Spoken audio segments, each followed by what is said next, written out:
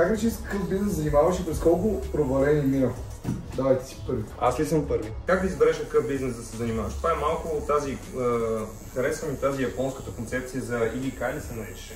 Което, че трябва да намериш това, в което те бива, това, което харесва да правиш, това, което света има нужда и какво беше? Имаше мисля три компонента, които се свързват с кръчетото и средата. Да, така че това е добра отправна точка. Защото нали, ако не ти харесва да го правиш, въпрос на време да спреш да го правиш. Ако не си добър в него, но ти харесва да го правиш, никой няма да те търси, защото просто няма да е окей. А пък ако света няма нужда от това нещо, няма да имаш търсене. Няма да имаш търсене, точно.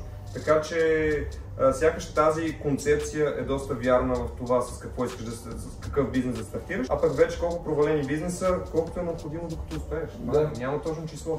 Наистина няма точно число. Понякога хората успяват от по-рано и се провалят на по-късен етап. Понякога започват по-рано и изобщо не се провалят. Понякога отнема много години провали.